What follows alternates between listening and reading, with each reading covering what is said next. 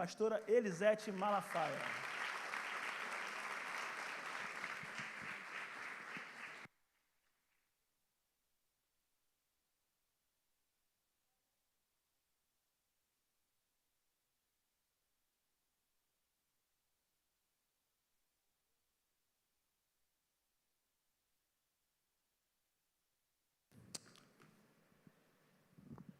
Glória a Deus, prazer estar aqui nessa noite, com a minha família, um povo bonito, abençoado, escolhido por Deus, ungido, agraciado e vitorioso. Vocês tomam posse dessas palavras proféticas que eu declarei sobre a sua vida?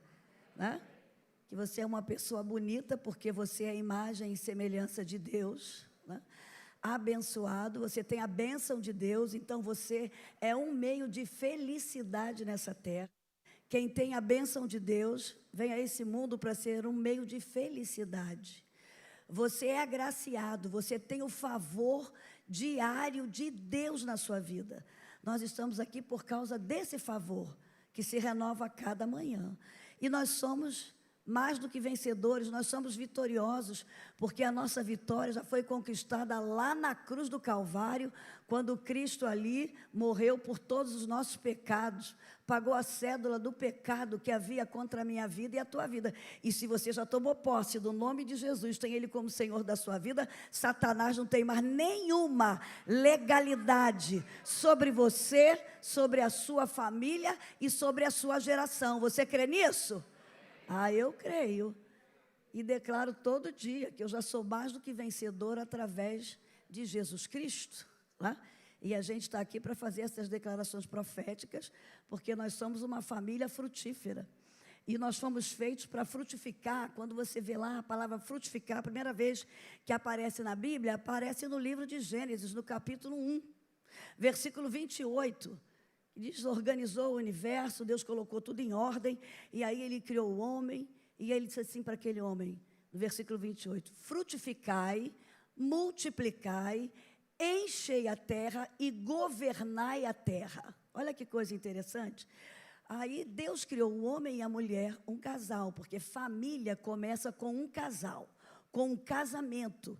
E Deus foi quem fez o primeiro casamento. E o casamento entre um homem e uma mulher. Amém?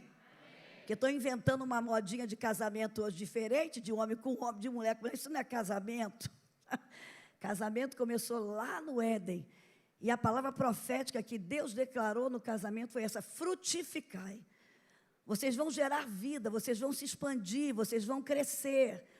Sabe, vocês vão multiplicar, vocês vão ser empreendedores, vocês vão liderar e governar a terra. E o que Deus estava querendo? Deus estava trazendo o céu para a terra. E para trazer o céu para a terra, Ele precisou de um casal. Sabia disso? Deus criou aquele casal para trazer o céu para a terra. E Ele criou aquele casal e declarou essa palavra. Porque Ele sabia que o reino dele seria expandido na terra através de uma família e que começaria com um casal. Por isso que ele falou, vocês vão frutificar, vocês vão gerar filhos, vocês vão crescer, vocês vão se expandir e vocês vão liderar e governar a terra. Então, o que Deus estava mostrando é que a família é uma representação divina, entenda isso aqui. Por que vocês acham que Satanás odeia a família? Porque Deus é o criador da família, e a família é uma representação divina do céu na terra. Então, a família representa a Trindade na terra. O homem representa Deus. Cadê os homens aqui? Levanta a mão. Olha a tua responsabilidade. Ali você foi colocado no Éden, representando Deus, o guardião do lar. Então você é o guardião da sua casa. Quando você se omite como guardião da sua casa fica vulnerável aos ataques de Satanás. E é por isso que a gente tem visto como a sociedade hoje tem jogado pesado contra a figura masculina, né? Porque sabe da importância do homem. Vocês representam Deus na família. E a família é representada por uma casa. Eu vou representar a família aqui nessa igreja aqui, ó. Vamos fazer de conta que isso aqui é uma casa. Então, o homem representa Deus. O homem numa casa representa o telhado. O homem aqui representa esse teto. A mulher representa o Espírito Santo. Qual é a função do Espírito Santo? Consolar, edificar. Então, a função da mulher no lar é aquela que edifica a autoridade desse marido, constrói a autoridade desse marido. A mulher tem o papel de edificar o ambiente emocional do lar. E é por isso que Satanás também joga pesado contra o emocional das mulheres, para que elas sejam desequilibradas, estéreis, sabe? Porque o histerismo de uma mulher vai interferir no ambiente emocional e espiritual do lar. Então, a mulher aqui, ela representa essas colunas.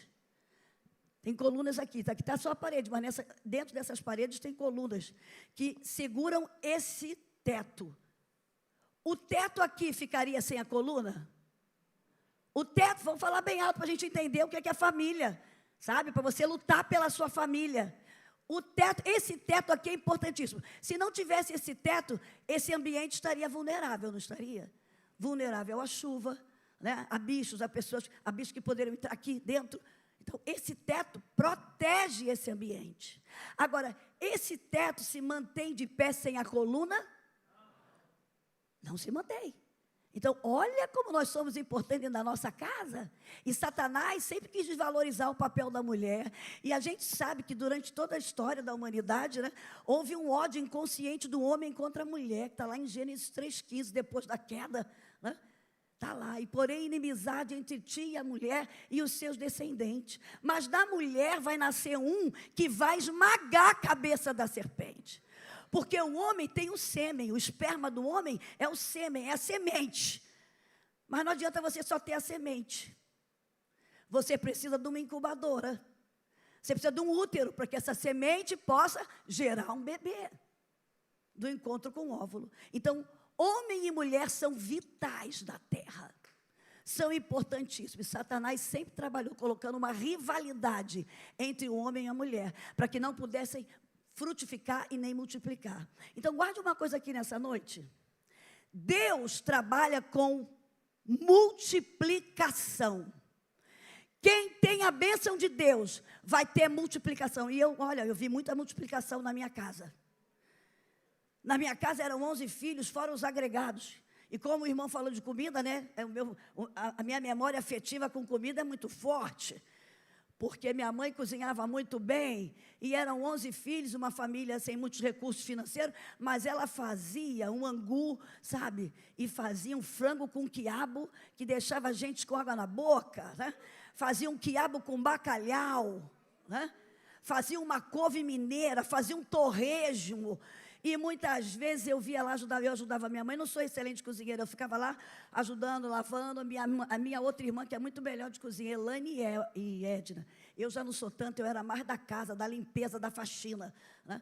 Mas eu lembro que a gente ficava lá, e aí às vezes a minha mãe fazia, e orando, porque na minha casa tinham 11 filhos, fora os adotivos que chegavam, e fora os pastores missionários que de repente chegavam. E aí a minha mãe fazia comida orando, e a gente, mãe, será que vai dar? Minha filha, Deus vai multiplicar. E aí comia 20, comia 30, daqui a pouco, mãe, já tem 40, e sobrou. Olha, Deus trabalha com multiplicação. Se você no teu lar, você obedece a Deus, você honra a Deus, você prioriza a Deus, não vai faltar nada na tua casa. Não vai faltar o alimento, não vai faltar alegria, não vai faltar amor, não vai faltar paz, não vai faltar roupa. Deus vai multiplicar, porque Ele faz esse trabalho. Eu ouvi isso, sabe? Onde tem uma casa que marido e mulher se amam, os filhos, né, se amam, respeitam pai e mãe, tem multiplicação. Então guarde isso, Deus trabalha com multiplicação. E Satanás ouviu essa sentença lá no Éden. Quando ele ouviu Deus falar, olha, vocês vão frutificar, multiplicar, liderar, governar a terra. Ele falou, não, vou ter que interferir aí nisso aí, porque eu quero reinar nessa terra. Sabe com o que o diabo trabalha? Guarda isso aqui. O diabo trabalha com divisão. A função do diabo começou no Éden. Eu vou dividir esse casal. Eu vou interferir para que haja uma rivalidade entre eles.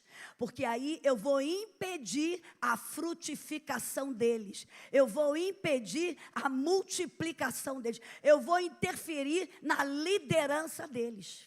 Então, Deus trabalha com... Vamos falar bem alto. Deus trabalha com... Deus trabalha com... O que é que precisa ser multiplicado na tua vida, na tua casa, na tua família? Se você hoje priorizar Deus, Deus vai multiplicar. Nunca vai faltar nada na tua casa. O diabo trabalha com... O diabo trabalha com... E eu lembro de uma mensagem do Miles que ele pregou numa conferência Fogo para o Brasil, quando ele falou assim, a palavra diabo vem divisão, dissensão, distração e divórcio.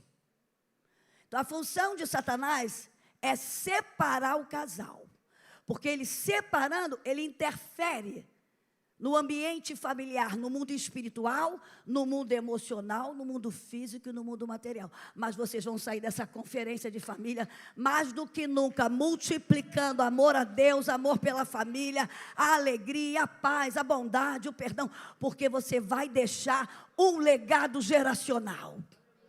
Porque o que Deus queria era trazer o divino para a terra. Era trazer a trindade representada na família. O homem representando Deus, né? O guardião do lar. A mulher representando o Espírito Santo. A guardiã do seu lar. Aquela que está ali equilibrando as partes. E Jesus representa quem? Os filhos. Deus, para trazer Cristo a essa terra, ele precisou de um casal. E Cristo, para vir a essa terra, precisou do corpo de um bebê, de uma criança. E Jesus veio a essa terra. Por isso que Satanás odeia a família. Sabe? Porque ele sabe que o intuito de Deus foi trazer o divino para a terra através de uma família. E nós estamos numa verdadeira batalha cultural, igreja. A nossa batalha é cultural e espiritual, porque vocês têm visto que as ideologias hoje é para destruir a família e mudar o estilo de família. Cuidado, vocês que têm filhos aqui, nós somos influenciados e moldados pelo ambiente, por aquilo que nós ouvimos, por aquilo que nós vemos, por aquilo que nós falamos, por onde a gente vive, pelos filmes que vemos, pelos desenhos. Então, muito cuidado, que as mensagens são passadas de maneira muito subliminar. Satanás, ele vai afetar você de maneira subliminar e mudando aquilo que Deus fala, como foi ali no Éden. Ele não mudou. A mesma tática que ele usou no ambiente do Éden, ele só mudou um pouco a comunicação. Sabe? Ele se transfigurou numa serpente. E ali ele atraiu aquela mulher, no momento, né, que ela estava distraída. Cuidado, o pecado ele nos pega no momento de distração, quando você menos espera. Então muito cuidado com aquilo que você permite entrar na sua casa, através das telas, dos computadores, dos celulares, da televisão, os desenhos, os filmes, vai afetar seus filhos. Vai estar, nossa mente é um computador, tudo que vê está aqui guardado, o seu ambiente. A harmonia do seu meio vai afetar seus filhos, vai afetar a sua geração. Então, a gente tem que ter muito cuidado, porque com aquilo que a gente vê, com aquilo que a gente ouve, com aquilo que a gente fala. Na Bíblia tem um salmo que eu acho que você deve guardar esse salmo. Abra sua Bíblia aí no Salmo 112. Esse Salmo 112 é de um homem, né, que tem uma família frutífera, que tem uma família abençoada. Se você quer ter uma família frutífera, abençoada, vamos aqui, depois eu vou falar um pouquinho de Abraão, mas eu quero deixar esse salmo aqui. De vez em quando, lê esse salmo na tua casa, com teus filhos.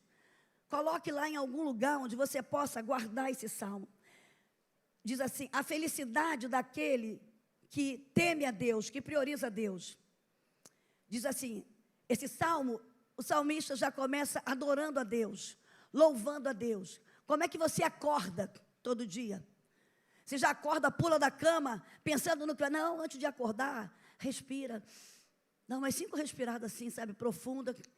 Faça uma oração, começando a adorar a Deus. Senhor, obrigada Eu acordei, eu estou vivo, então tem propósito para a minha vida, papai. Eu te adoro, tu és o amado da minha alma, Senhor. Muito obrigada. Se eu acordei é porque o Senhor tem algo muito maravilhoso para mim nesse dia. Como é que você acorda? O teu acordar já vai afetar tua mente, tuas emoções e vai influenciar a sua família. Vai começar a influenciar com quem você começa a se relacionar. Que é o primeiro, você se relaciona com o teu cônjuge. E acho que quando você acorda, você já dá um beijinho no teu marido e na sua esposa, né? Para começar bem assim, porque às vezes o sexo, o amor bom, às vezes à tarde ou à noite, não sei que hora vocês fazem, já começa de manhã. E você dando um beijo no seu marido e da sua esposa, já está fazendo uma prevenção. Sabia? Está assim, ó, mulher lá querendo beijar ele e homem também querendo beijar a tua mulher, tá? Então dá um beijo na boca da tua esposa quando você já sai de manhã. Que você já vai deixar uma marquinha lá, sabe? Mas já sai, nem toma um café, já sai reclamando, murmurando. Ai, tem que trabalhar, tem que... Não, o salmista aqui, ele, sabe, começa adorando a Deus. Louvai ao Senhor, bem-aventurado o homem que teme ao Senhor e em seus mandamentos tem grande prazer. Então, nem que seja um minuto, claro que cada um tem seu horário de devocional, isso aí é algo que você, é muito pessoal, mas pelo menos, sabe, vá lá, decore pelo menos o texto que o pastor pediu durante o mês. Isaías 9:6, né? Você começa a decorar, coloca lá na sua geladeira. Começa a declarar isso, que isso vai ser bênção para a tua vida. Porque um menino nos nasceu, e um filho se nos deu, e o principado está sobre os seus ombros. E o seu nome será maravilhoso conselheiro. Olha, você já vai sair dizendo assim, eu tenho um maravilhoso conselheiro hoje, que é Jesus. Eu vou precisar de conselho, às vezes vou pedir conselho à pessoa errada, mas eu tenho um maravilhoso conselheiro, que é Jesus. Maravilhoso conselheiro. Deus forte. Você pode ficar... Hoje o pessoal está com medo de sair na rua, né? Está tudo isso aí. Mas você tem um Deus forte que te protege. Mal nenhum vai chegar a você, nem a sua casa. Você já vai acordar maravilhoso com o Senhor. Vou precisar de conselho hoje. Vou ter que fazer um negócio, vou ter que aplicar alguma coisa. Senhor, me dá o melhor conselho. Deus forte, Senhor, tu és o meu Deus forte. O medo não vai tomar conta de mim. Eu sou corajoso, eu sou corajosa. Deus forte. Pai da eternidade, Senhor, eu tenho certeza que a minha eternidade está garantida, porque eu tenho uma aliança contigo. Você já vai se edificando.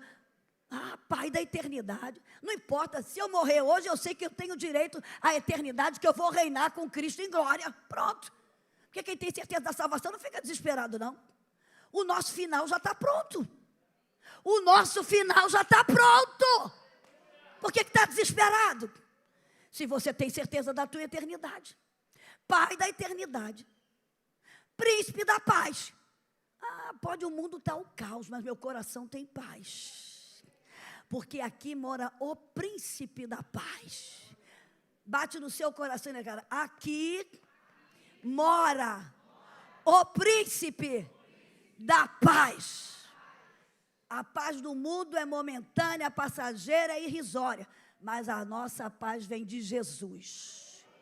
E ele diz em João 14:27, deixo-vos a paz, a minha paz vos dou, não vou-la dou como o mundo a dá.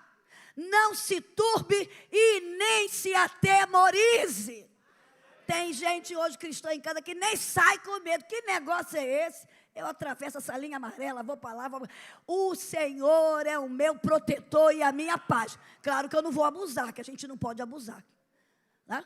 Mas agora tem gente, eu atendo gente com síndrome do pânico, que não sai mais de casa, desde a Covid.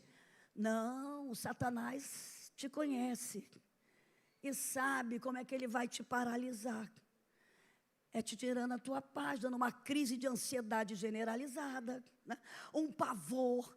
Isso veio como consequência do pecado, mas se você tem Jesus reinando no seu coração, você pode estar num ambiente, sabe, onde a paz não está imperando, mas através de você, a paz vai chegar na tua casa.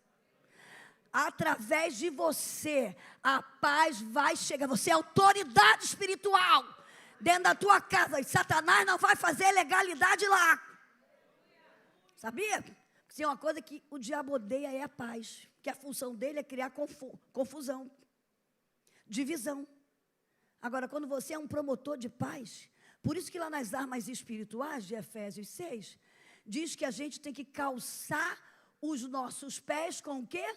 Com os sapatos da paz. Você está calçando os seus pés com o quê? Botou um Louis Vuitton no pé. Não vai alterar nada.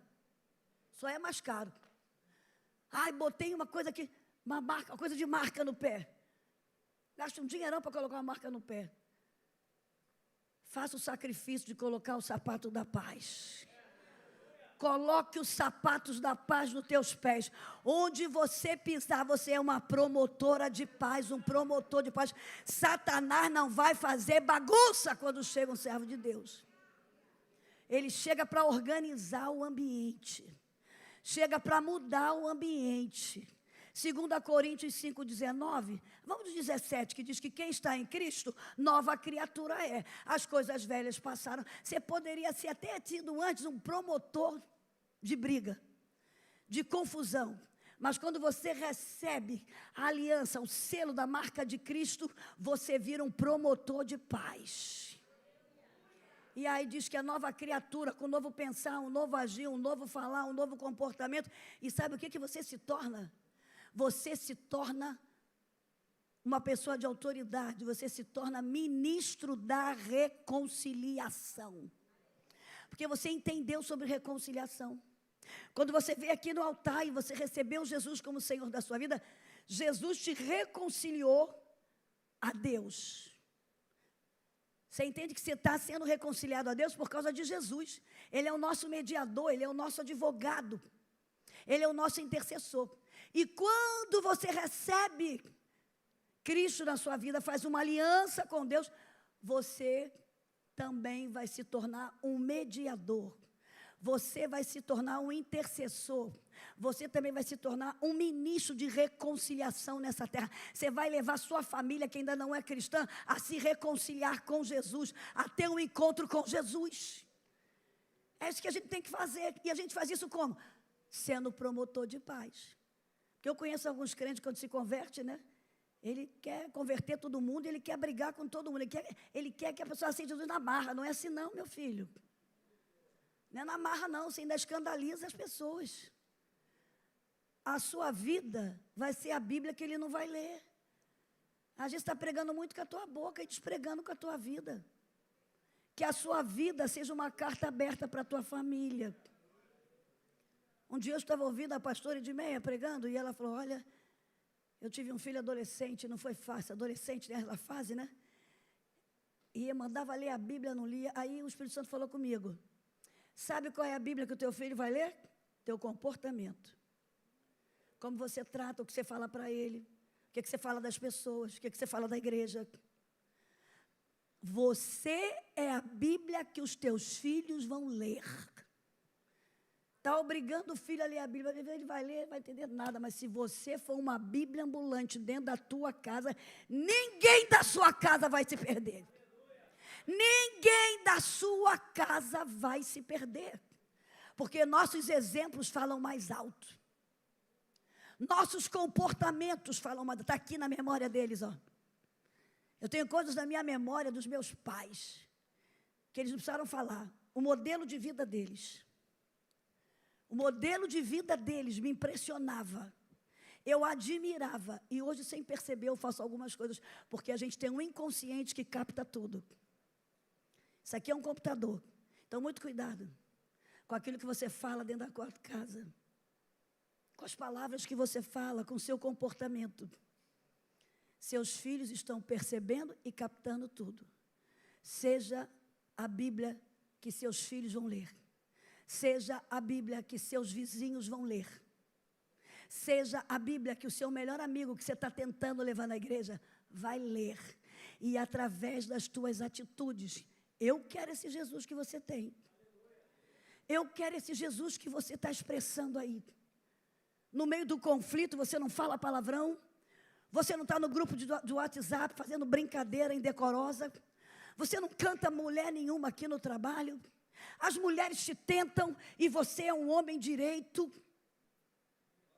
apresenta a tua mulher para a gente, elogia a tua mulher. E você também, mulher, eu trabalhei também, cansei de ganhar cantada. Até grávida eu ganhei cantada de um gerente maluco que eu tinha, sabe? Porque mulher também é tentada, meu amigo, não pensa que a tua mulher não é tentada, não é. Não seja alienado não, irmão. E quantas mulheres carentes eu atendo hoje, que o homem não elogia, o homem não dá um beijo, o homem... Ai, depois de que a mulher safada não, é carência emocional. Você é o guardião da sua casa. Seja o guardião da sua casa. Não brinca que no mundo há legalidade espiritual. Se você abrir uma legalidade espiritual na tua casa vendo pornografia na internet, você está e demonizando a sua cama. Por que você está falando isso, Elisete? Porque eu ouço mensagem, anoto, escuto e guardo. No Fogo para o Brasil, se vocês quiserem assistir, o pastor Cote falou uma palavra muito importante. E ele falou para homens: cuidado, todas as vezes que vocês adulteram, porque as pessoas pensam que adulterar é só fisicamente, você adultera pela internet. Hoje o que eu atendo de gente pecando pela internet, mas não é físico. Ué, mas Jesus já falou sobre isso. Quando ele foi questionado, ele falou: olha, se você olhar para uma mulher, já pecou. E tem gente na internet, homens, mulheres também hoje, olha, e nessa novinho não, tá? Gente de 70, 75, 80, que eu digo, Jesus, sabe por quê? O desejo sexual é inerente ao ser humano, foi Deus que colocou. O desejo sexual nunca vai se acabar. Eu, quando era mais novinha, uma vez eu vi meu pai falando, irmão fulano, que naquela época citava nome, né? Na hora de excluir. Aí eu falei, meu Deus, o homem tem 80 anos, Jesus. Esse homem pecou. E aí, sabe como é que é? O assunto foi, eu falei, meu Deus, mas... Aí o meu pai falou assim, um dia eu falei, pai, como é que pode? Meu pai era muito aberto, falava as coisas claramente, sabe? E aí ele falou assim, minha filha, ele não deixou de ser homem, não. Como a mulher também, com 80, não deixou de ser mulher, não. Aí, claro, eu fui estudar e a gente vê na fisiologia, o desejo sexual não acaba, é inerente. A resposta sexual, que não é mais a mesma. Uma resposta sexual de um homem de 80 não é a mesma de um rapaz de 40, de um homem de 40. Mas o desejo, querido, o desejo está aqui. E depois do pecado, que nós pecamos, né? O pecado se tornou inerente. Nossas emoções foram distorcidas. A perversão entrou, o mal entrou. Então, a gente tem uma batalha diária na nossa carne. A carne, às vezes, quer prevalecer. Por isso que Paulo fala, o bem que eu quero fazer, eu não faço. Mas o mal que eu não quero, eu acabo fazendo. Então, muito cuidado. Porque quando você brinca lá no computador, você está abrindo uma brecha, porque demônios são espíritos, eles atravessam telas. E aí, ele pode afetar alguém da tua casa. Eu guardei essa mensagem do pastor Cote. E ele falou, quando você adultera, ou você brinca, né, com pornografia, em celular, em computador, você está abrindo uma legalidade para Satanás agir na sua família, em filhos, na esposa, ou se é mulher, no marido, nos filhos. Abre uma legalidade. Então, eu quero trazer um alerta para mulher e homem aqui nessa noite, para pai e mãe. Vocês são os guardiões da sua casa. As decisões de vocês irão interferir no destino espiritual, emocional, físico e material da geração de vocês. Então, o que eu entendo aqui que esse homem é que diz que ele acordava, ele louvava o Senhor, e ele entendia que era bem-aventurado o homem que temia o Senhor, que prioriza a Deus, que ama a Deus, que coloca o seu amor a Deus, a si mesmo e ao próximo, acima de tudo. E aí diz assim, e tem prazer na palavra do Senhor, tem prazer de ler, de meditar. Aí olha a consequência disso, está no versículo 2. A sua descendência vai ser o quê? Será poderosa na terra. Olha a consequência do homem, da mulher que teme ao Senhor, que ama ao Senhor, que obedece ao Senhor. A sua descendência será poderosa na terra. A geração dos justos será... Quem quer que a sua geração seja abençoada? Eu quero. Porque eu sou fruto de pais que se preocuparam com a geração. O meu pai foi filho único. E a mãe dele morreu, ele era novinho. Ele tinha 2 anos. Quando nasceu o outro bebê, morreu a mãe dele e o bebê. Sabia? Aí ele foi criado por uma tia e pelo pai dele, que também morreu novo, com 47 anos. Então, o meu pai, com 20 anos, conheceu Jesus, aceitou a Jesus. E ele contou para ele, a primeira coisa que o pai dele morreu de cirrose hepática, porque bebia. E ele falou, eu não vou morrer aos 40 anos, e eu vou casar e eu vou ter filhos. E quando ele conheceu minha mãe com 16 anos, ele com 23, ele falou, Maria, eu quero casar contigo. Ela, sim, meu filho, eu também quero casar contigo. Ele até brinca que ela tinha 5 caras querendo namorar minha mãe, sabe? Mas ele conseguiu conquistar. Aí ele falou para ela assim, Maria, eu quero casar contigo, mas eu quero 10 filhos. Hoje eu fico imaginando se um menino falar isso para uma moça hoje. Não, pelo amor de Deus, gente, filho é bênção. Hoje é tão maligna a cultura que a gente está tendo uma inversão de valor. Hoje estão colocando cachorro no lugar de filho. Diz que filho dá trabalho, filho gasta, e eu conheço gente que está gastando horrores com cachorro. Olha como é que é as mensagens que a gente vai sendo moldado pela mídia, pelos influencers digitais que estão aí. Aí uma grande influencer tira uma foto com um cachorrinho, todo mundo quer aquele cachorrinho. Achando que a solução vai ser um cachorro, não, vai te dar mais trabalho do que um filho. Eu tive cachorro com 14 anos, eu sei o que é isso, eu amo cachorro, mas cachorro é cachorro, não é gente não. Então minha mãe falou, não, Zé Santo, eu quero casar. Vamos embora, eu amo você, eu sirvo a Deus, e você está servindo a Deus. Aí ele fala assim, e Deus foi tão bom, porque Deus vai te dar sempre mais. Que Deus deu para minha mãe, com 43 anos, a minha mãe teve um filho temporão. Ela teve 10 filhos, com 43 anos ela teve o Odaí, né? O caçula, um filho temporão. Aí meu pai brincou, Deus é tão bom, eu pedi 10, ele me deu 11. Como o pastor falou aqui, né? Sobre semear. Você tem pedido algo a Deus? Crê que Deus vai te dar mais, você crê nisso? Eu creio, eu tenho pedido algo a Deus, e Deus sabe tanto, sabe que Ele é muito melhor do que a gente imagina. Então Ele vai te dar muito mais do que você imagina. E é isso aqui que o salmista está falando. Olha que coisa interessante. A sua descendência será poderosa na terra, a geração dos justos será abençoada. Se você for fiel a Deus, sua geração vai ser abençoada nessa terra. E você vai reinar com Cristo nessa terra com a sua geração. Aí lá no versículo 3, olha como é que é abençoado. Olha a consequência de temer a Deus. Versículo 3, fazenda e riquezas haverá na sua casa, e a sua justiça permanece para sempre. Fazenda e riqueza. Não vai faltar, você não vai mendigar o pão. Não vai haver pobreza, miséria na tua família. Nós somos prósperos, irmãos. O problema é que a gente não está tomando posse das bênçãos de Deus, porque não temos coragem. Não estamos colocando a nossa fé no patamar que deveria estar. Porque o Salmo 37, versículo 25, o salmista diz assim, fui moço e agora sou velho, mas nunca vi o justo desamparado. E o que mais? E nem a sua descendência mendigar o pão. Vai declarar essa palavra na tua casa.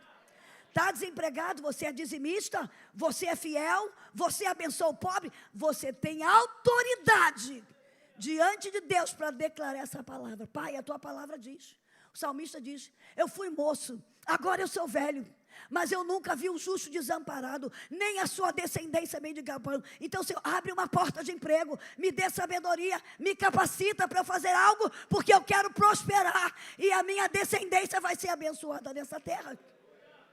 O problema é que a gente não está tomando posse da palavra, porque não conhece a palavra. O meu povo tem sido destruído porque não conhece a palavra. E a miséria está tomando conta, e o medo está tomando conta. Não. É a única área financeira, é a única área em que a gente pode questionar Deus. É na área financeira. Você não pode questionar na área da saúde. Você não pode questionar em áreas de dons. Mas você pode questionar na área financeira. O que diz lá em Malaquias 3:10? Trazei todos os dízimos à casa do Senhor. E fazei o quê? Vamos falar alto, igreja. Fazei o quê? Fazei o quê? Fazei prova de mim, e vede se eu não vou abrir as janelas dos céus e mandar bênção e abundância sobre vocês. Mas como é que você vai fazer prova se você é dizimista um mês sim, um mês não? Se você dizima com maior medo, inseguro. Se você não abençoa o necessitado. Se você não abençoa o pobre. Se você não reparte nem a roupa que você ganha. Você ganha uma roupa e fica segurando, acumulativo, acumulando coisa. Entrou no seu guarda-roupa, dê. Entrou, dê. Serviço social tem campanha, participe. Aí você vai ter autoridade para chegar diante de Deus e questionar Ele. Fazenda e riqueza haverá na sua casa, e a sua justiça, Deus é justo, permanece para sempre. Aos justos, versículo 4, olha a consequência do homem que teme a Deus. Aos justos, nasce luz nas trevas, ele é piedoso, misericordioso e justo. Bem irá ao homem que se compadece e empresta, disporá as suas coisas com juízo. É desapegado. Eu vejo pessoas que não conseguem viver a lei do desapego. O que você tem na sua casa que você sabe que tem um parente precisando? Você sabe que tem um irmão necessitado? Você sabe que tem alguém na tua rua e aquilo está estragando na tua casa? Isso é pecado. Aquilo está apodrecendo na tua casa e você não se desapega. Aqui está ensinando a lei do desapego. Bem irá o homem que se compadece e empresta, dispõe as suas coisas com juízo, com equilíbrio. Aí a consequência, na verdade, ele nunca vai ser abalado. E a sua memória será eterna. Você vai deixar legado e memória na mente das pessoas que você abençoa. A Corrie ten Boom foi uma mulher que foi presa na época do nazismo, uma holandesa, porque ela e seu pai protegiam os judeus na época do nazismo. E aí ela foi pega junto com a sua família e foi para o campo de concentração. E mataram seu pai, sua mãe, sua irmã, estupraram ela. Ela foi a única sobrevivente da família no campo de concentração. Você quer ver essa história? Veja o filme O Refúgio Secreto ou leia o livro. E tem uma frase da Corrie ten Boom que é muito linda, que ela diz assim: o ser humano não vai ser lembrado pelo seu tempo de existência, mas por sua doação. Tem pessoas que vivem 80, 90 anos, ninguém lembra dele, não doou nada, não doou amor, não doou alegria, não doou paz, não doou muitas vezes uma semente para abençoar alguém. Aí ela fala sobre Jesus. Jesus viveu só 33 anos e Jesus doou a sua própria vida em amor. E ele mudou a história em antes e depois de Cristo. O que você está precisando doar? Talvez é perdão para alguém. Talvez a área financeira na sua vida está prejudicada. Talvez até a sua saúde está prejudicada. Talvez até as suas orações não estão passando do teto. Porque você não doa perdão para esse pai que te maltratou. Não doa perdão, talvez você que já passou por uma infidelidade conjugal, né? Teve até, você escolheu o direito de se divorciar, eu vou entrar aqui, é um detalhe, você quis, tem direito, você quis, e você não perdoou o seu ex-cônjuge, aí vive mal com esse que você está, porque não perdoa. Talvez você tenha coisas paralisadas na tua vida, porque você vai ter que perdoar. E olha, o perigo de não perdoar é até perder a salvação. Porque perdão é uma via de mão dupla. Eu recebo e eu tenho que dar. Eu recebo e eu tenho que dar. E digo com muita tristeza, tem muita gente dentro da casa de Deus que está aqui, mas que não foi curado nem alcançado nessa área do perdão. Perdoou, falou da boca para fora, mas perdão tem que ser gerado em atitude. Então, quando a gente doa, a gente abençoa e é abençoado. Na verdade, nunca vai ser abalado e o justo ficará em memória eterna. Olha a consequência de quem é justo, não vai temer maus rumores, o seu coração está firme, confiando no Senhor, tem paz, tem autocontrole, né? O seu coração está bem firmado, não teme, até que ele veja cumprido o seu desejo sobre os seus inimigos. Olha, isso aqui é muito lindo, sabe? A gente tem inimigos sim, primeiro inimigos demônios que a gente tem, né? E essa luta aí é espiritual. E você também tem inimigos, pessoas que querem ver o teu mal, que têm inveja de você. Agora, você paga mal com mal ou você paga o mal com bem? Como é que a gente tem que pagar o mal? Com mal ou com bem? Romanos 12, 21. Não te deixes vencer do mal, mas vença o mal com o... Vença o mal com o... Paulo está ensinando isso. E olha que Paulo tinha inimigos, hein? Vença o mal com o bem, não se preocupa não, sabe? Você vai vencer o mal com o bem, porque o seu coração está bem firmado em Deus, e você vai ver cumprido, tá? O seu desejo sobre os seus inimigos. Aí o que você fala, Senhor? Olha, eu quero que Deus o abençoe e que Deus o prospere, que ele seja, sabe, tenha arrependimento. E pode ter certeza que o que você está desejando, se ele não quiser, vai voltar em dobro para você. Vai voltar em dobro para você. É o segredo aqui. Aí continua no versículo 9. Olha o que o homem que teme ao Senhor faz. É liberal, dá aos necessitados, a sua justiça permanece para sempre, e a sua força se exaltará em glória. Aí o versículo 10. Claro que o autor aqui escreveu isso por experiência. E ele coloca aqui no final. O ímpio vai ver isso, vai ver tuas atitudes, porque o ímpio está torcendo para a tua vida dar errado. Satanás está torcendo, ele faz de tudo, sabe, para afetar você espiritualmente, emocionalmente, para você sair do foco do que Deus quer para você. E o diabo usa pessoas para te atacar, como Ana. Ana tinha uma rival que era Penina, era pedra no sapato de Ana. E olha que Penina tentava Ana em que momento? Na hora que ela ia, para onde? Adorar a Deus. Era uma vez ao ano que eles iam para Siló, para o templo, para adorar a Deus. Justamente nesse dia, Penina tentava Ana, debochava de Ana, que eu estou indo com filho, tu não tem filho, hein? A tua porção não vai ser como a minha. Aí ela se decepcionava, que quando ela chegava lá no templo, a porção de Ana era maior. A porção de Ana era maior. Mas Ana estava sendo afetada emocionalmente, sabe, pela inveja de Penina. Que o marido falou, Ana, sua porção é maior, eu amo você. Você é mais preciosa para mim do que 10 filhos. Mas ela se deixou afetar pelas piadas de Penina, sabe? E isso interferiu no relacionamento dela com Eucana, com seu marido, com Deus. Você está se deixando levar pelo que as pessoas estão falando de você? Você está se deixando levar por aquilo que o ímpio está falando a teu respeito? Se você tem uma aliança com Deus, fica tranquilo que todas as promessas que Deus tem para você, para a sua família, para a sua geração, elas irão se cumprir todas na hora certa e no momento certo. E o ímpio vai ver, e vai ficar com raiva, e vai ranger os dentes, e se consumirá. Olha, é muito bacana o salmo, hein? De quem teme a Deus. Depois você estuda esse salmo em casa, que o Espírito Santo vai falar contigo. O ímpio verá isto, se enraivecerá, rangerá os dentes e se consumirá. O desejo dos ímpios perecerá. O que vai prevalecer na minha vida e na tua vida é o desejo de Deus. Você crê nisso? É o que Deus programou para você ao mandar você a essa terra. Você já veio a essa terra com uma programação especial.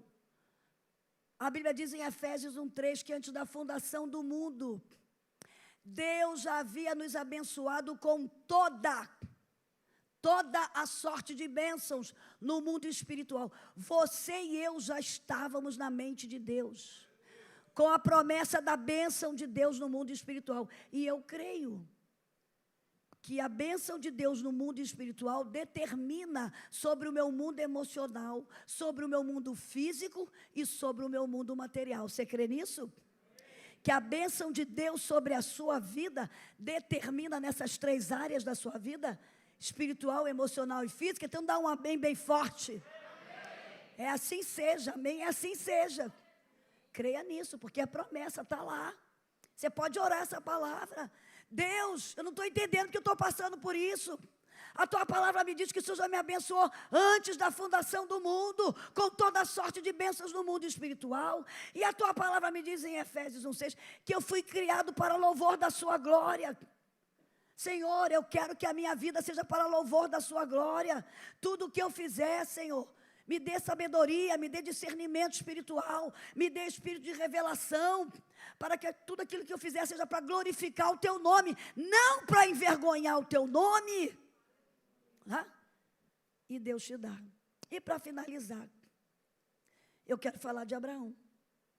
Porque Abraão é o nosso modelo de família judaico-cristão. É o modelo que eles querem destruir.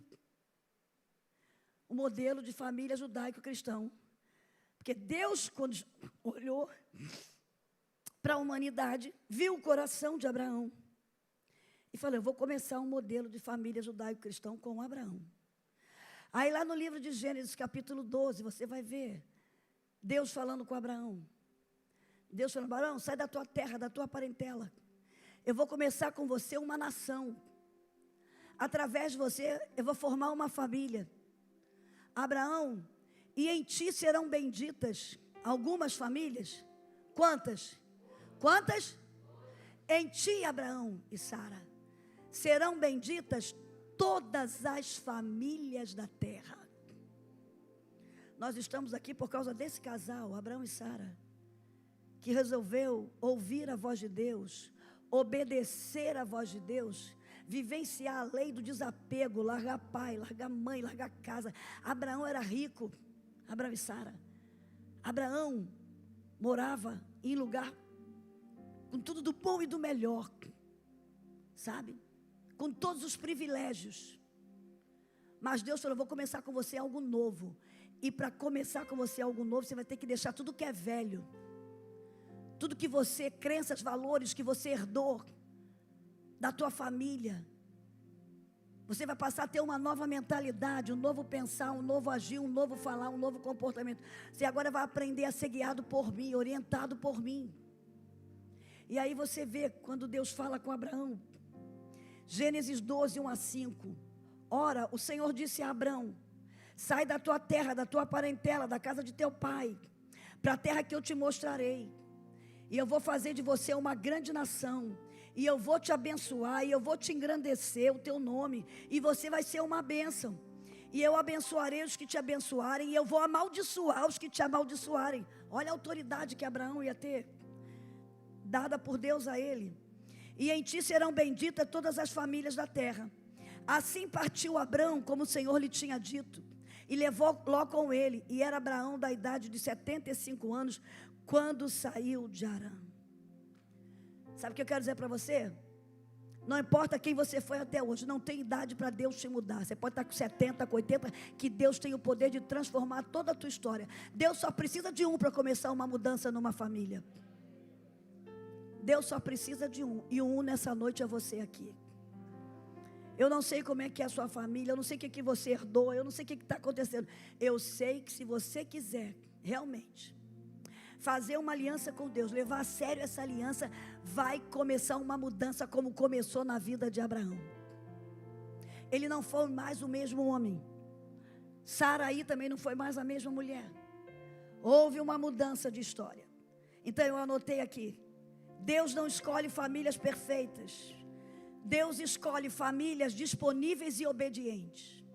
Abraão não tinha uma família perfeita, mas quando ele ouviu o chamado de Deus, ele se colocou disponível e obedeceu a Deus.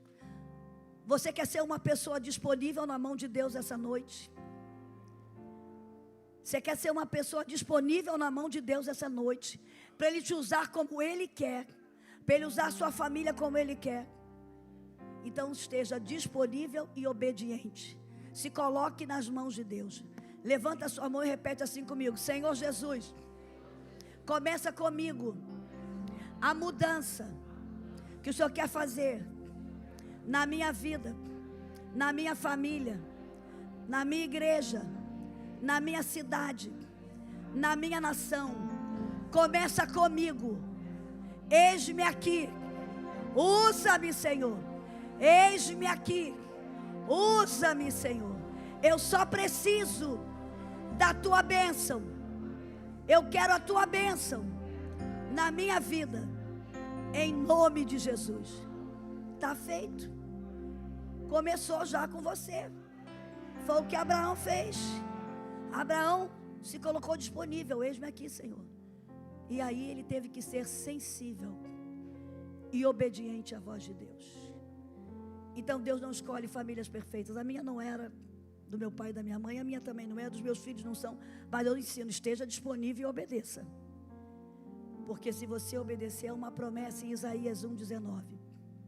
Se vocês me ouvirem, anota essa promessa aí. Coloca lá no lugar para a tua família ler. Se vocês me ouvirem e se vocês me obedecerem, vocês vão desfrutar do melhor dessa terra. Quem quer desfrutar do melhor dessa terra? Eu quero. Deus te trouxe a essa terra para você desfrutar do melhor dessa terra. Mas o segredo não é só ouvir, é ouvir e obedecer. Tiago, capítulo 1, versículo 22, diz que nós não temos que ser somente ouvintes da palavra. Eu conheço muita gente que está dentro da igreja só ouvindo, mas daquela porta para fora não obedece nada. Aí depois só quer vir no culto da vitória ou no culto do sobrenatural para ver o sobrenatural. Não tem como. Você tem que ouvir e obedecer. Nós não temos que ser somente ouvintes da palavra, mas praticantes da palavra. Se for praticante, você vai ter autoridade para chegar diante de Deus, sabe? Então foi muito importante que Abraão se colocou disponível e obedeceu, foi sensível a todo momento. E quais foram as atitudes de Abraão? Quero deixar bem rápido aqui. A decisão de Abraão e Sara afetou o presente e o futuro deles e a geração. Sua decisão em servir a Deus, em amar a Deus, em obedecer, vai mudar teu presente, vai interferir no seu futuro e vai também interferir na sua geração. Não pense só em você como casal. Deus começou com um casal e profetizou: vocês vão frutificar, ter filhos e encher a terra. E Satanás já interferiu no casal para interferir na descendência. Quando ele entrou com a divisão, ele criou um clima de rivalidade, de acusação, de dissensão. Então que você como casal, você e seu marido, você e sua esposa, hajam em unidade, orem juntos, tenham uma missão familiar juntos. Eu ouvi dizer que vai começar o curso de casais aqui, né? Venha participar do curso de casais. Nós fizemos o curso de casais, escrevemos o livro, e lá você vai aprender. Todo casal tem que ter uma missão familiar. A primeira coisa, quando você vai casar com alguém, qual é a tua missão? O que você quer para a tua vida espiritual? O que você quer para a sua vida emocional? O que você quer para o seu futuro? O que nós queremos juntos? Tem que ter uma missão familiar. Abraão e Sara, quando foram chamados, recebeu uma missão familiar. Eu vou abençoar vocês. Se vocês me obedecerem, vocês vão ter uma geração de famílias abençoadas. Os que abençoarem vocês serão abençoados, e os que amaldiçoarem serão amaldiçoados. Eles entenderam, a nossa missão familiar é abençoarmos a nossa família, que de nós sairão famílias abençoadas. Do teu casamento vão sair filhos abençoados. Quando você abre uma legalidade para pecar, você está abrindo uma legalidade para agir na tua geração. Davi abriu uma legalidade. Davi foi um homem segundo o coração de Deus. Mas o pecado dele afetou sua geração. Você vai ler que você vai ver. Deus perdoa qualquer pecado. Para Deus não tem pecado, pecadinho, pecadão. Pecado é sair do alvo. Mas Deus é justo. Aí cada pecado tem sua consequência. Perdão é para todos, mas as consequências são diferentes. Então é nisso que a gente tem que pensar. Davi foi um homem segundo o coração, foi perdoado de tudo, mas teve a consequência. Então é algo para a gente analisar e pensar. Então o que eu aprendo com Abraão é que ele ouviu a voz de Deus e obedeceu, né? Saiu da zona de conforto. Eu queria fazer uma pergunta para os casais: vocês estão ouvindo a voz de Deus aqui? Vocês estão na direção do que Deus quer para a vida de vocês, para a missão familiar? Se vocês estão fazendo isso, vai dar certo. Vocês vão chegar no propósito, naquilo que Deus tem. E Eclesiastes 4:9 diz: é melhor serem quantos? 2 do que tem melhor resultado do trabalho. Que o casal trabalhe em sintonia, em unidade. A segunda coisa que eu aprendo com Abraão é que eles permaneceram crendo diante do impossível. Houve uma promessa feita a Abraão e o filho não vinha, passou 10 anos, não veio. Aí o medo, a insegurança, a incredulidade tomou conta do coração de Sara e de Abraão também. E eles fizeram algo que não era para ser feito. E veio Ismael. Então, um momento de dúvida gera o medo, o medo gera a incredulidade e leva a pecar. E a gente está vendo o resultado. Perdoado ele foi, mas olha o resultado hoje aí, dos árabes, dos judeus. A briga, é briga de irmão. Cuidado. Deus te fez promessa. Quem aqui tem promessa de Deus? Permaneça crendo. Não importa quanto tempo demore. Aí depois de 10 anos, levou mais 15 anos para que Isaac viesse. Mas para Isaac vir, teve que passar por uma mudança novamente, Abraão. Abraão teve que mudar o nome de Abrão, que era pai das alturas, para Abraão, passou a ser pai de multidões. E mudou o nome de Saraí, que era princesa, para Sara, mãe de nações. Aí você vai lá no versículo 17, eu não vou entrar aqui, você vai ver que ele levantou um altar, fez um sacrifício, e ali Deus começou uma nova história. E Abraão estava com 100 anos e Sara com 90. Imagina ter fé agora com essa idade. Mas aí ele permaneceu na fé. Segredo para você: permaneça na fé. Não abra mão por nada da tua fé em Deus.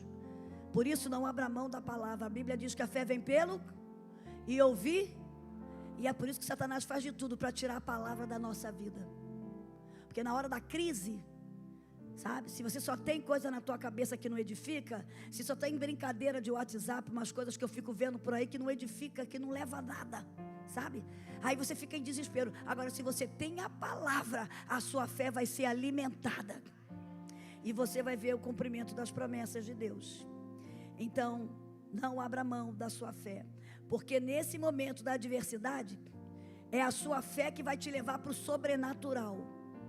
Porque foi o que Deus fez com Abraão. Abraão, como é que eu vou ter filho se a minha mulher é estéril? Já tá... Abraão, olha as estrelas do céu, olha a areia da praia.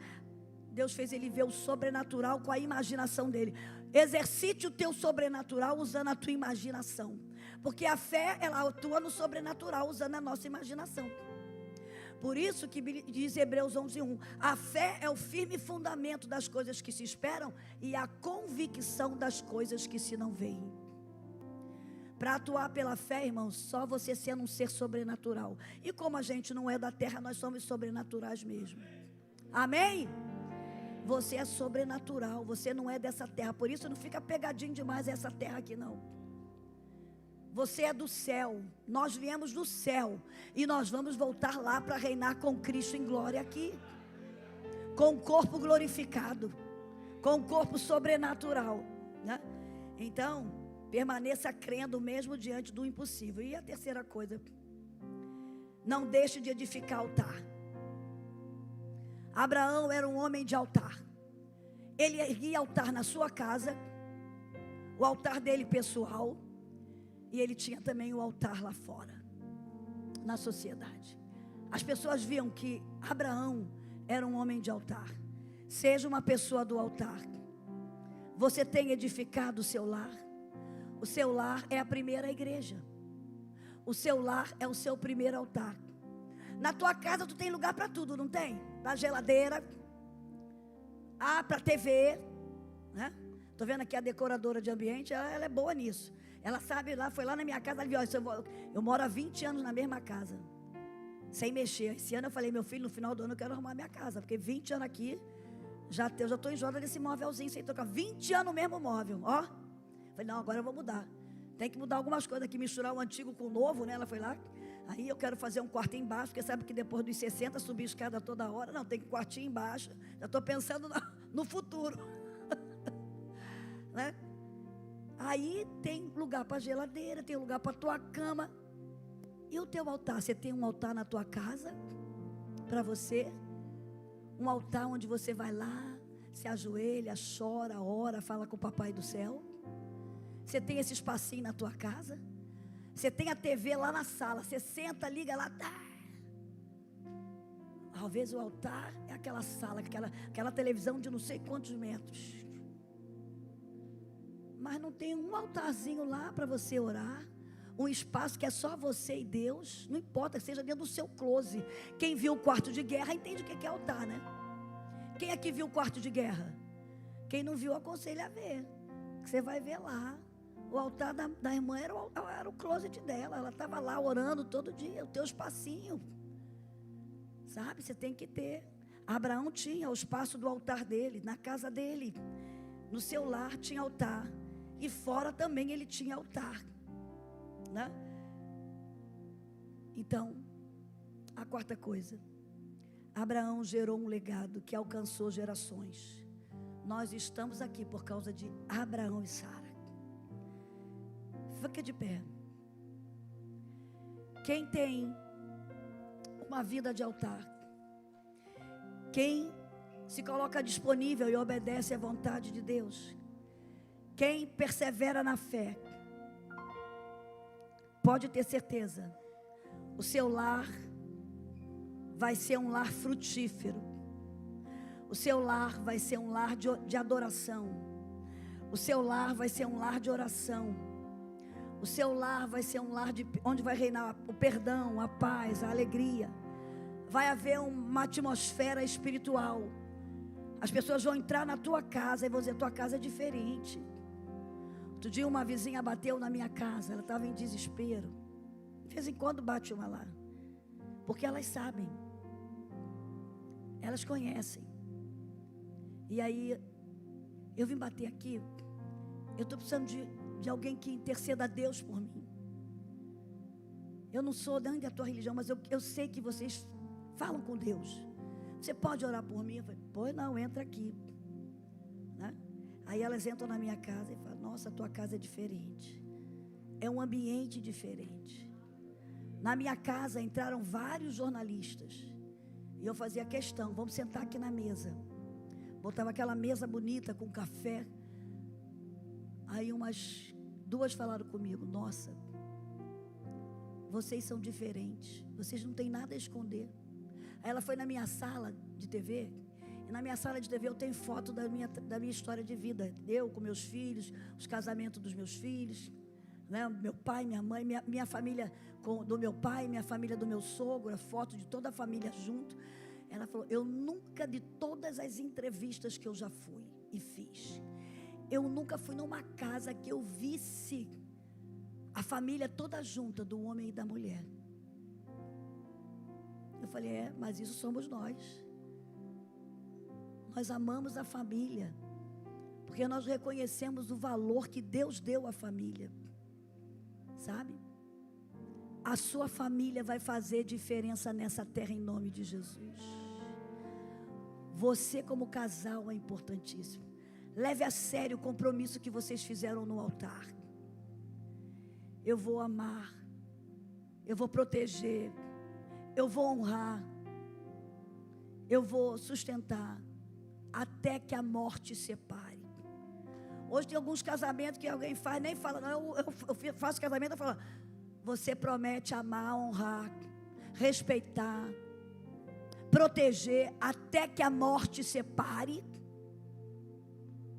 Sim, tem que levar a sério os casais esse compromisso. Porque Satanás está tendo legalidade em muitas gerações, porque não estão levando a sério o casamento. Casamento é algo muito sério, por isso que Satanás interferiu no primeiro casal. Porque ele também, eu interferindo nesse primeiro, causando a divisão, eu já vou interferir em toda a história do ser humano. E Deus ama tanto o casamento, e Deus ama tanto o casal, que o primeiro milagre de Jesus, onde é que foi? Onde é que foi? No casamento. Está lá no Evangelho de João, capítulo 2, lá em Caná da Galileia. E o primeiro casamento já tinha problema, porque casamento vai ter problema, já começa com problema realmente. É problema de festa, é problema de salgadinho, é problema de roupa, é problema de padrinho. Já começa o casal irritado com tanta coisa, é assim mesmo, faz parte. Por isso que já está na Bíblia. A Bíblia é linda, gente, tem explicação para tudo. O casal já começou, cadê o vinho? Porque a festa do judeu, 7 dias de festa. Mas o segredo daquele casal, que seja o meu segredo do meu casamento, que seja o segredo do seu casamento. Aquele casal convidou Jesus para a festa. Você quer convidar Jesus para o teu casamento? Ora, Senhor, faz festa na minha casa, Jesus. Está ficando meio fria a festa, faz festa na minha casa, Jesus. Não deixa o vinho acabar, não. E Jesus, Ele trabalha sempre com o melhor está no final. Eu vou fazer 45 anos de casada, está melhor hoje do que nunca. Quando começou, eu e ele ralamos muito. Era num apartamentinho velho, lá na Penha, na Rua Braga, eu trabalhando, pegando trem, né? Indo lá para a triagem, trabalhando de dia, e depois ia para o curso do IBP, trabalhar lá também, ralando muito. E hoje está só eu e ele lá desfrutando. Oh, que beleza. Os netos chegam no final de semana para brincar, mas depois vai cada um para sua casa. Agora eu estou namorando só, eu e ele sozinho. Sabe? O vinho novo é no final. Aí eu fico vendo os casais no final, um homem lá com 60, aí quer pegar uma de 30, tu não vai dar conta não, querido. Depois de 20 anos tu está levando um chifre. E a mulher também. Porque não é só homem não, hoje eu atendo irmã de 70 que quer um de 40. Eu falo, irmã, você enxerga? Quer ser passada para trás? Você não está vendo que o cara só quer teu dinheiro? E vou dizer com tristeza, algumas estão caindo nesse jogo. Aí depois vem procurar a gente. Quando foi se juntar, não perguntou. Não, não faça isso não. Aquele casal, faltou o vinho. E era uma vergonha. Mas Jesus estava lá. E mandou, enche as talhas. Encheu as 6 talhas. E aí quando eles provaram, esse casamento foi diferente. O casamento com Jesus é diferente. Pode ter começado, como eu estou vendo aqui, né, com um marido que muitas vezes não era cristão, te maltratou, foi alcoólatra, foi isso. Mas hoje você vive uma festa no teu casamento, que você tem um homem transformado do teu lado, você tem uma mulher transformada, você tem uma mulher abençoada. O final com Deus é sempre melhor. Eclesiastes diz assim, o importante não é começar bem não. O importante é terminar bem. Tem muita gente começando aí que tu olha, nossa, vai ver o final depois. Sabe? Cuidado. Comecei com muita dificuldade, com muita adaptação, que são 2 pessoas diferentes, com histórias familiares diferentes, com temperamentos diferentes. Mas com a convivência vai até ficando um pouco parecida em certas áreas. Então eu não sei como é que está o teu casamento. Eu só garanto uma coisa, se você for fiel, obediente ao Senhor, vai ficar muito melhor, o seu final será melhor. O seu final será de vitória. E a sua geração vai usufruir desse final do seu casamento. Seus filhos serão beneficiados.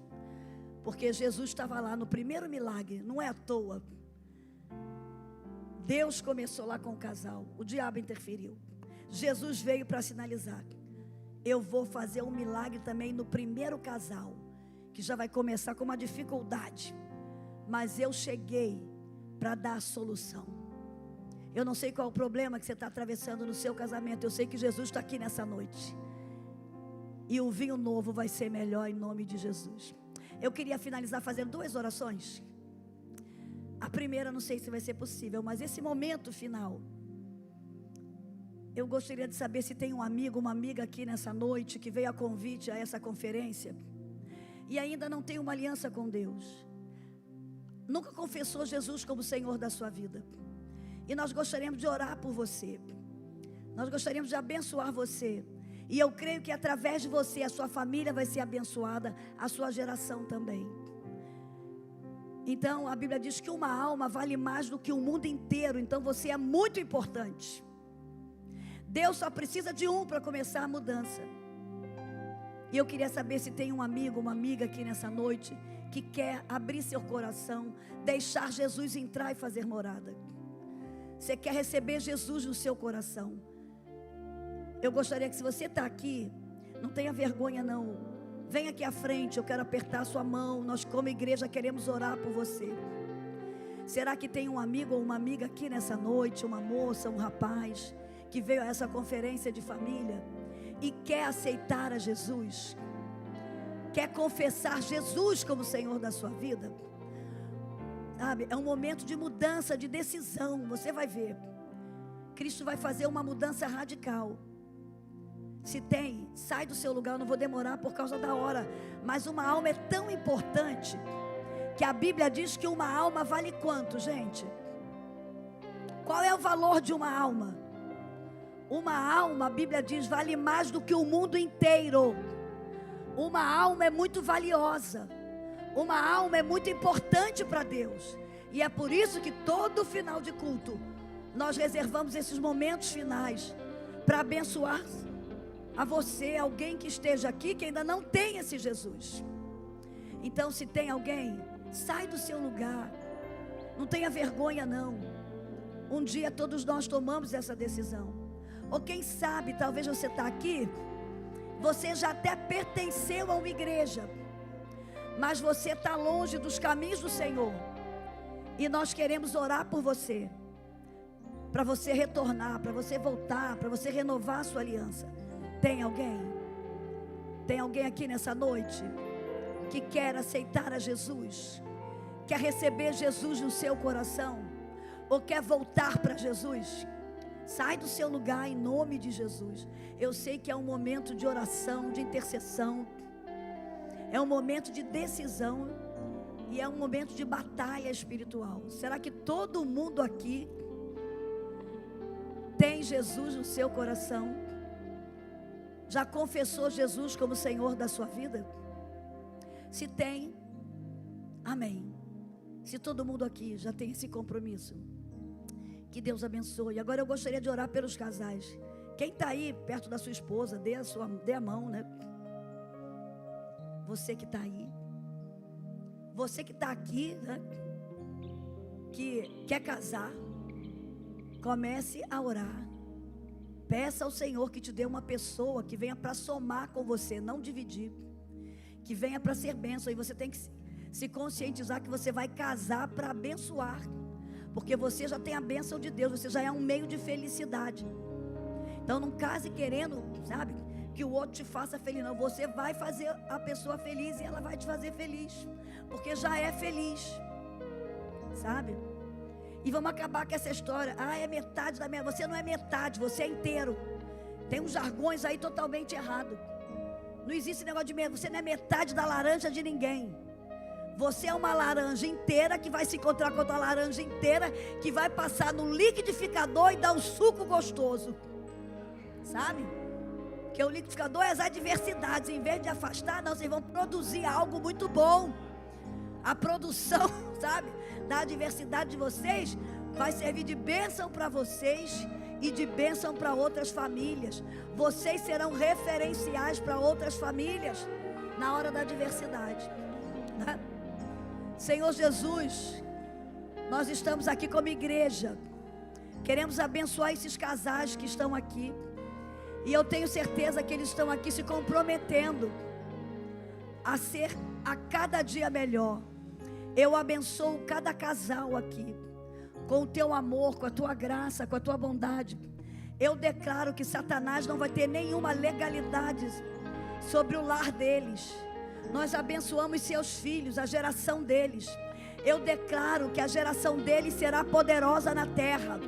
Eu declaro que enquanto Jesus não voltar, eles irão fazer diferença nessa terra, em nome de Jesus.